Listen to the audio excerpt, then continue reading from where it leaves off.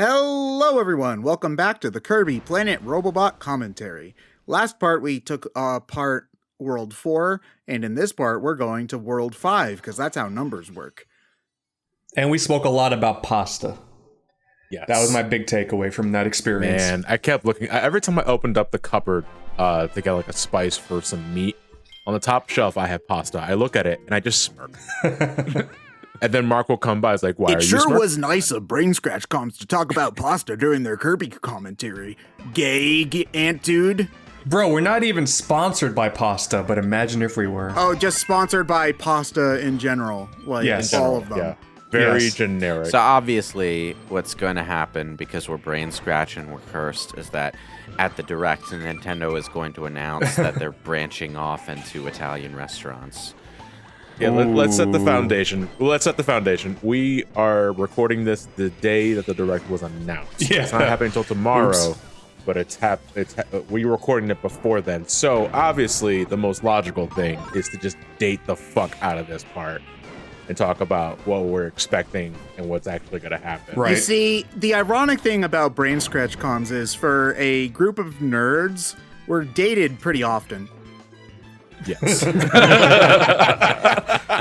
People say nerds don't date, but what they didn't clarify.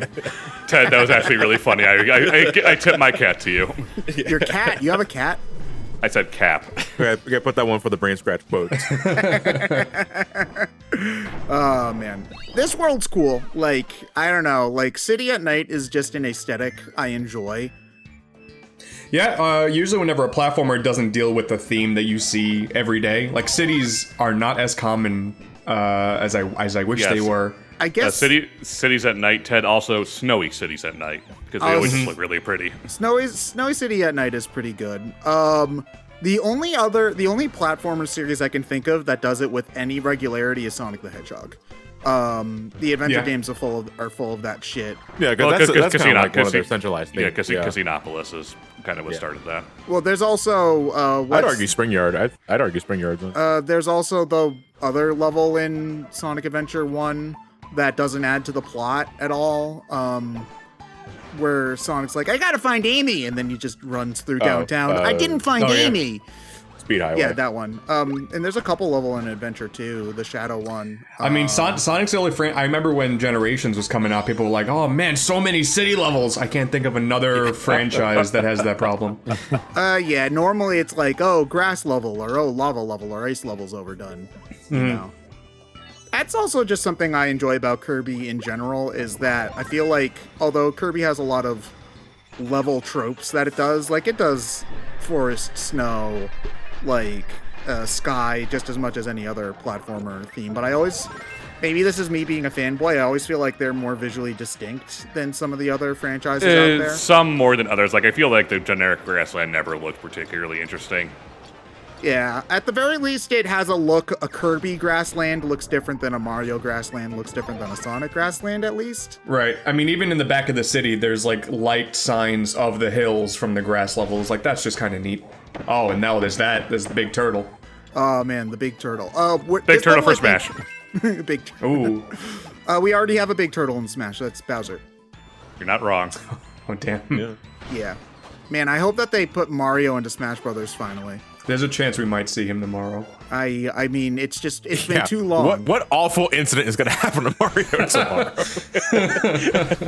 We just see Mario in a neck cast, lost all of his money at the casino. I'm just gonna sit this one out. What are you Direct tagging? transition. It's gonna say March 31st. What happened? Oh, jeez. Oh, this is my favorite Robobot it's so power in good. the game. It's like... It's so nonsensical. It's just the press. Oh, I was gonna say press button to win, but you got hit.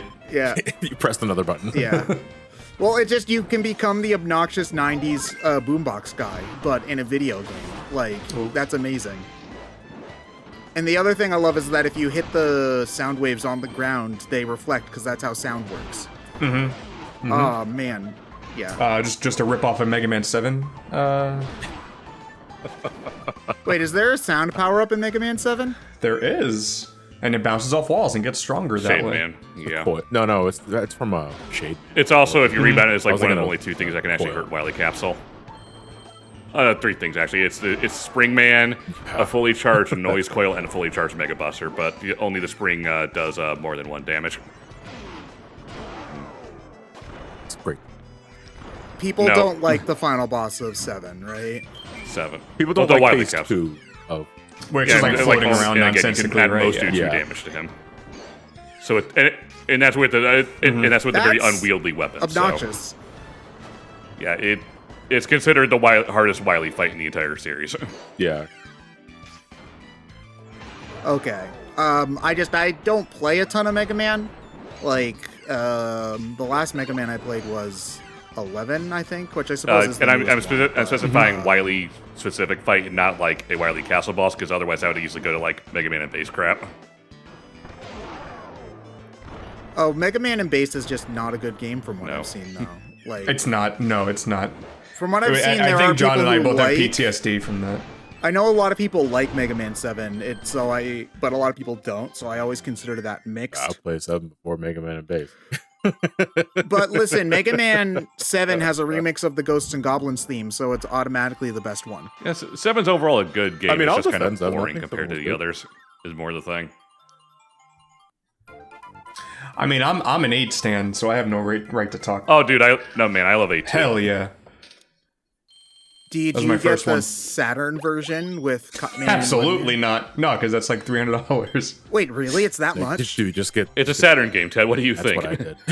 I mean, True. That's exactly why I covered the Japanese version in my video, because it was $300 Man, less. Yeah, don't that's even fair. get me That's started right. on Saturn game prices. I still need to get my hands on a copy of Shining Force 3.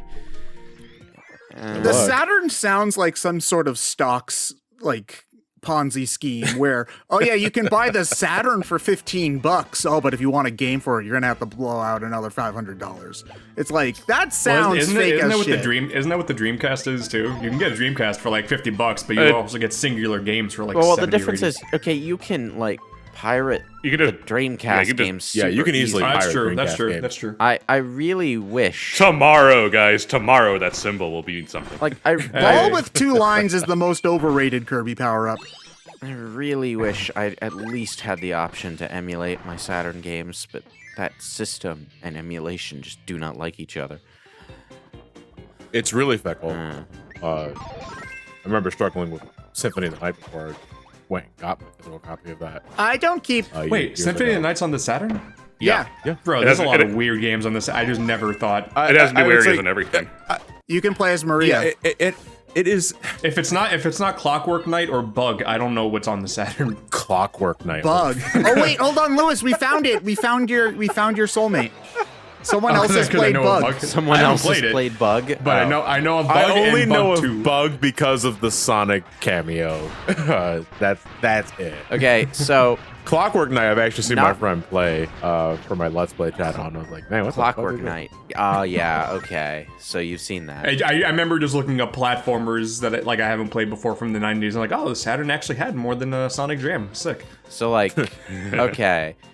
It not only does the Saturn version let you play as Maria, but it also lets you play as a different... In Bug? No, That's not weird. Bug. Not only does the Saturn version of Castlevania Symphony of the Night let you play as Maria, but it lets you play as a different Maria than the one in the PSP version, as in a different move set. Yeah, it's a completely different move set. A much better move. It set, also if it I also has could ask completely me. new areas that aren't in the Saturn in the PlayStation Yeah, version. it's like the most distinguished thing about the Saturn version is that it lets you play as Alucard, Richter, and Maria from the get-go. You don't have to beat the game once just to unlock them. It has the few extra areas, which are really nothing fancy, but it's nice there in the first place. And it also has a few quality of for Alucard. The problem is that Saturn, the game chugs, the load times are obnoxious, and it just doesn't.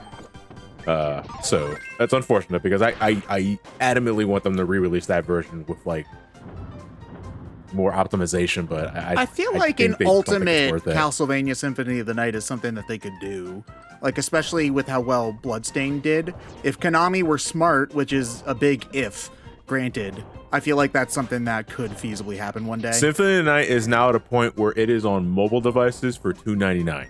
Yeah, they could What's the harm?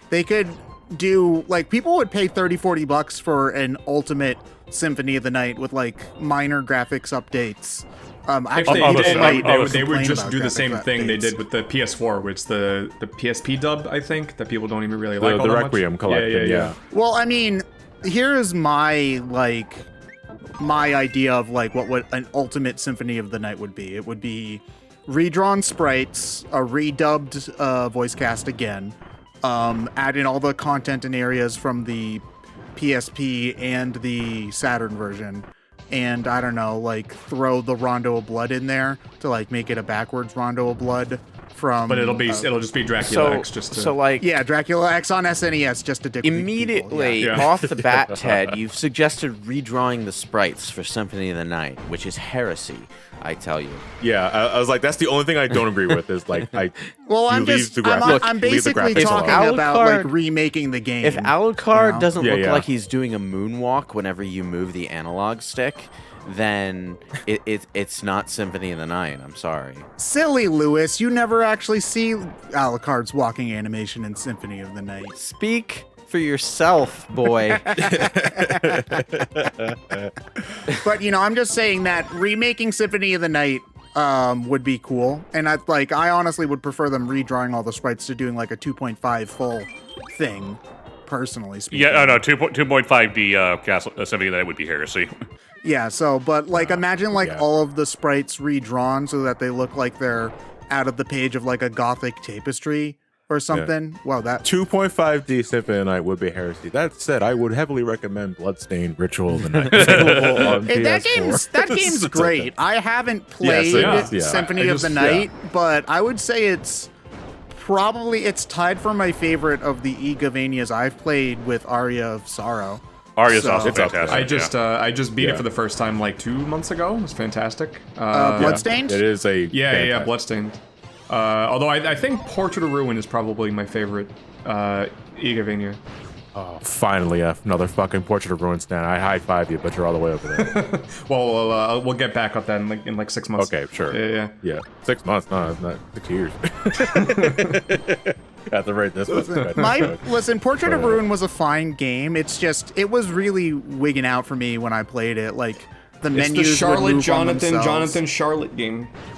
Yeah, I know. But you want to know what's even better than that is the Jack Frost Pyro Jack SMT Metroidvania game. The free one. Commentary on that. Yeah, the Yeah. free one. Yeah, we did a commentary Yeah, on that. okay. It is Ooh. shockingly good. It's actually way better than the game it was meant to be a promotion for, believe it or not. Which one was it Which was- promoting again? It was the remake of Strange Journey, which, for the Ah. record, isn't a bad game. You just, have to really, really, really like hardcore old school dungeon crawlers. And even then, it's not one of the best ones of those that I've played. Yeah. It's just, it's tiring. It's very, very tiring. Yeah. Anyway, what was this? Kirbyvania? Kirby Kirby's and the pretty Amazing Mirror. Commentary on BrainScratch when? Probably never. I would have to want to Never. record it. Not only would you have to want to record it, you have to somehow get 4 game keys, 4 GBA players, 4 copies of the game. Like I'm saying, it's like, man, it's like we'd have to find a way to like just fucking parsec that shit because I don't want to do a commentary on the single player of Amazing. That's a game you're meant to play with, Let's break into Chugga Conroy's house and steal his setup then. or we just research it. So, No. I like the breaking and entry / semi robbery plan better. BMBSC stands for break. Have you seen how many wires you have to do to set up Kirby and the Amazing Mirror recordings? It's I have. I easier was at his to- house when they were doing that. Yeah, it's honestly the 3 years of jail time we'd probably get They is didn't know worth I it. was there. I was hiding in a lampshade. It would take less time to serve the jail time than it would to actually figure out how to set it up ourselves.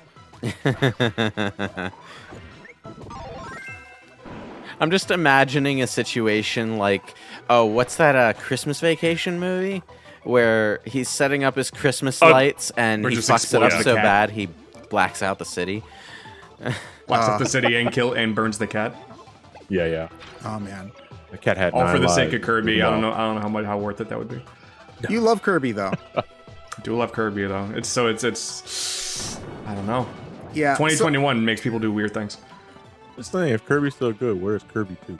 So, we have Kirby too. No, Kirby 2 No. Kirby 2 at home. So like I should stress, I understand that Kirby and the Amazing Mirror has its fans.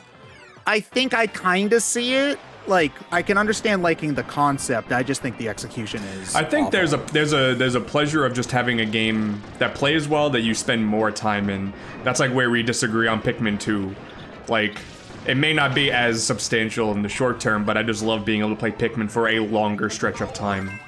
Amazing Mirror needed what was the mode in Superstar? Milky Heaven? Yeah. Milky Way Wishes. Milky Way Galaxy, whatever the fuck it was. The power-ups needed to be permanent. Yes, that would have made the game 10 times better. Scouring the area for a new power-up when you had to use it for a specific area. Oh, for sure. 100%.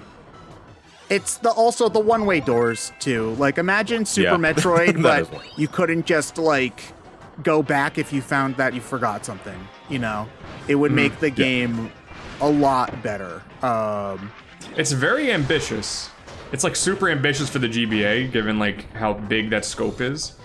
It's still pretty large. It's just, I wouldn't mind them trying it again. I just would want them to do it better, pretty much. Yeah, now that 3D World actually has decent online, Is they it could decent? easily get like Kirby open world to go.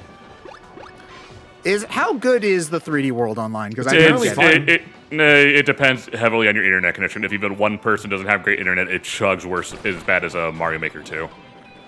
I guess Yeah, that makes but I've sense. seen it working more times than not. Because generally, because I was gonna say the general consensus for me that I've seen is that it's way better than Mario Maker. 2. Overall Obviously, speaking, yes, but everybody needs to have a better than normal internet connection. But Yeah. say it for a lot of games. There. That's the same for like Smash Brothers, honestly.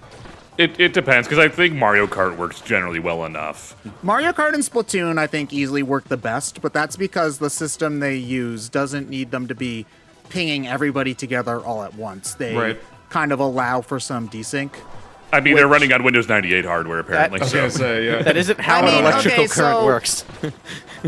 So here's the thing. I know a lot of people make fun of that, but you would be surprised how much legacy code is Oh no, in some of this stuff. okay. So Windows 10 right now, the one that you're using on your computer right now, that shit is still using still has source code in it from Windows 3.1. Yes, that's hilarious. just always going to happen when you are building something off of an older version. Yeah, like Windows 7, I'm pretty sure, or at least Windows Vista still had the old program manager built into it. Oh, I love this. I love this cube. That's probably the hardest cube to find in the game, though. I would say. It's a nice little reward though for getting it. Yeah. Also, hold on. I'm sorry. I wanted to comment on something Lewis said earlier about that's not how electricity works. I have a video I have to show you because at the time of this recording, Texas and everyone in the South is winter storm, and it's kind of highlighting how utterly unprepared that state is. Yeah, because it's only like an inch of snow from what I've seen, and coming as someone from Boston, I'm like, oh, so you Texans are supposed to be tough, are you? But one thing that is also just kind of one thing that's kind of highlighting is just like how utterly backwards or behind the power grid system for Texas is, because apparently They're not even on the they're not on the national grid. It's all just They're their not- own yeah, thing. And it's it's a it's whole like private oh system. yeah, great. Mhm. There is a video of someone filming the power lines as the storm is happening, and it's literally something you would see in a video game. It is like a burst of energy going through. You see this in movies, basically. Or like when the it is power a comes back trailing- on, and it's like. Yeah, but it is a trail of energy, of lightning traveling through the power lines and hitting the generator. So I'd say, Lewis, no, that is exactly I was how actually just electricity referring works. to the fact that the electricity is moving through the line while it's not connected to anything, and it's like just a disconnected wire rather than a closed circuit. Yeah, because in that small moment, it gains sense. Listen, Kirby is the most powerful character in the Nintendo franchise. So what we're seeing right now is the game world slowed down by about 8,000 times so that we can comprehend what's going on. Nintendo Direct announcement: Kirby is real, and he's coming. Run. It's always been. The end of the world is here. He's just a real life version of Galactus. Kirby is the real life version of Galactus, but cuter. We'll see you next time.